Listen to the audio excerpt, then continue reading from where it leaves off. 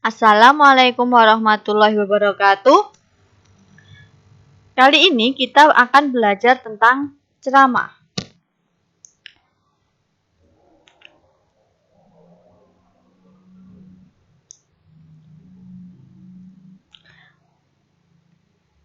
Tujuan pembelajaran ceramah: menganalisis informasi dan permasalahan aktual dalam ceramah, menganalisis bagian-bagian penting ceramah, menuliskan bagian-bagian penting ceramah, menulis kerangka teks ceramah sesuai dengan topik yang dipilih dengan memerhatikan isi dan topik yang aktual, menganalisis isi, struktur, dan kebahasaan dalam ceramah, menyusun teks ceramah dengan memerhatikan kerangka ceramah.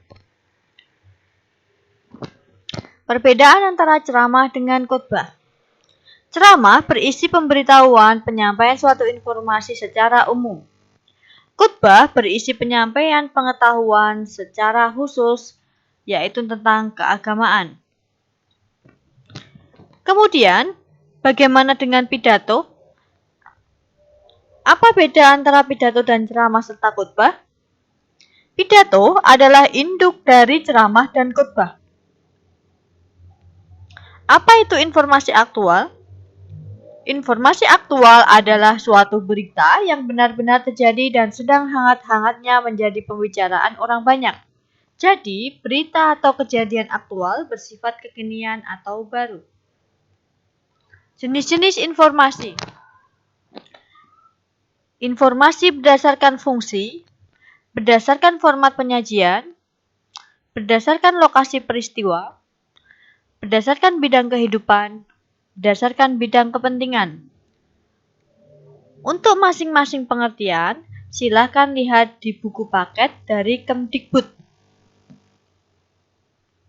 Yang pertama, informasi berdasarkan fungsi.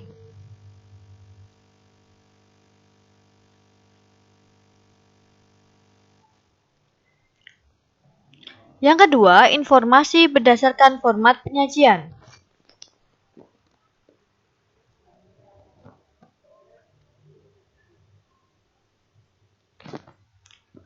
Yang ketiga, informasi berdasarkan lokasi peristiwa.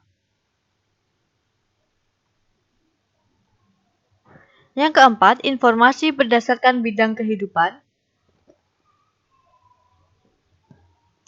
Yang kelima, informasi berdasarkan bidang kepentingan. Apa yang dimaksud dengan bagian penting dalam ceramah? Bagian penting dalam ceramah merupakan bagian pokok atau dasar dari suatu ceramah. Struktur teks ceramah. Ada pembuka atau tesis, isi, argumen, dan penutup penegasan kembali. Kaidah kebahasaan banyak menggunakan kata ganti orang pertama atau tunggal, menggunakan kata teknis atau peristilahan sesuai dengan topik, menggunakan kata-kata yang menunjukkan hubungan sebab akibat atau argumentasi. Banyak memakai kata kerja mental, menggunakan kata-kata persuasif. Langkah menulis teks ceramah yaitu menentukan topik, tujuan ceramah, membuat kerangka ceramah, membuat ceramah berdasarkan kerangka. Bagaimana menyunting teks ceramah? Yang pertama, kegiatan penyuntingan dapat dilakukan dengan langkah-langkah berikut. Mengonstruksi, menyusun, atau menulis teks ceramah yang disunting. Menyediakan bahan, memperhatikan bahan suntingan, memperbaiki kesalahan yang terdapat dalam bahan suntingan. Sekian materi kali ini. Terima kasih. Wassalamualaikum warahmatullahi wabarakatuh.